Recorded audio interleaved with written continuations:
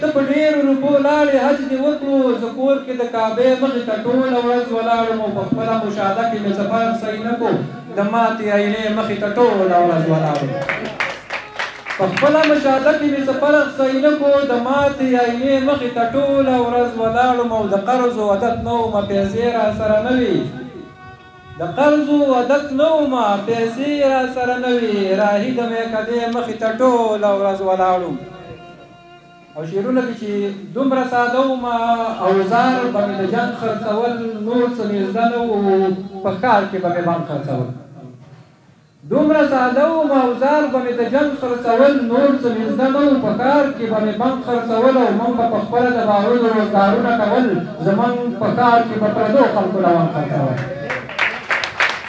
موږ به په خپله د بارودو روزګارونه کول زموږ په کار کې به پردو خلکو لونګ خرڅول او چې په کم کار به په ټول کلي کې اختر نه کېدو موږ به په هغه کال رنګونه د اتران خرڅول چې په کم کال به په ټول کلي کې اختر نه کېدو موږ به په هغه کال رنګونه د اتران خرڅول هغه سړی دومره په قد نه و قامت یې نه و هغه سړی دومره په قد نه و قامت یې نه و چې پښتانه یې د چنار له ونې ګڼ خرڅول هغه سړی دومره په قد نه و قامت یې نه و چې پښتانه یې د چنار له ونې دنګ خرڅوله او موږ نه همدې خلکو له دې وجې څه نه اخسته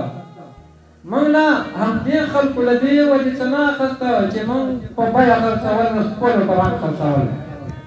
د غزل شعر ورته ویل چې کارونه د انسان کوي خو شک مې پرې راځي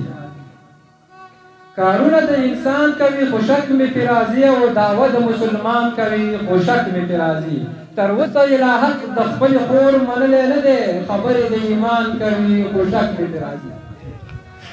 تر اوسه یې لا حق د خپلې خور منلی نه دی خبرې د ایمان کوي خو شک مې پرې راځي او د زړه او د زبان اقرار یې خپلو کې یو نه دی 5 وخته اذان کوي خو شک مې پرې راځي او همدغه مې پردو ته د کاله لارې ورښایي همدغه مې پردو ته د کاله لارې ورښایي په حال به مې خفګان کوي خو شک مې پرې راځي او دهقانه بارانې د ګلالانو چم ته مه وړه سوالونه د باران کوي خو شک مې پرې راځي دهقانه بارانې د ګلالانو چم ته مه وړه او سوالونه د باران کوي خو شک مې پرې راځي او راهي هغه سړی د پښتنو په حق کې نه دی قیسې د باچا خان کوي خو شک مې پرې راځي لویه قصه وه خو ما لنډه کړله لویه قصه وه خو ما لنډه کړله او کډه ترې ما خپله راغونډه کړله په بېوسۍ کې مې چا حال نه پوښت او خپلو پردو به رانه څنډه کړله ما په خوږه خبره غوره کړله ما په خوږه خبره غوره کړله هر چا به جوړه ترې ملنډه کړله ځان یې په سر تر پایه ولړلو بیا یې په انصاف پورته د ډنډه کړله ډېرې منښتې مې په زړه کې کړي ډېرې منښتې مې په زړه کې کړي که خدای دې دا اراده کونډه کړله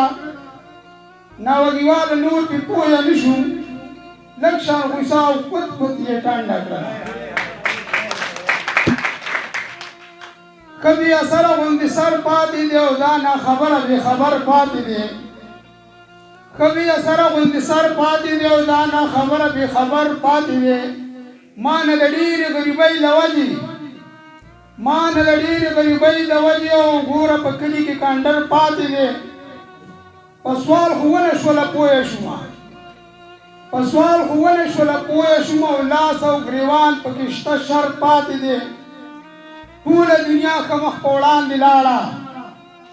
ټوله دنیا که مخ په وړاندې لاړه او صرف پښتون د لر او بر پاتې دی نشانې ټولې د قیامت څرګند شوي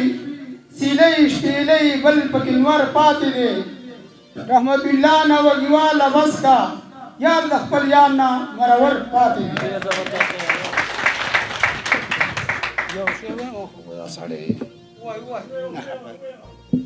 غټه پګه دې له خپل قبره په سر ده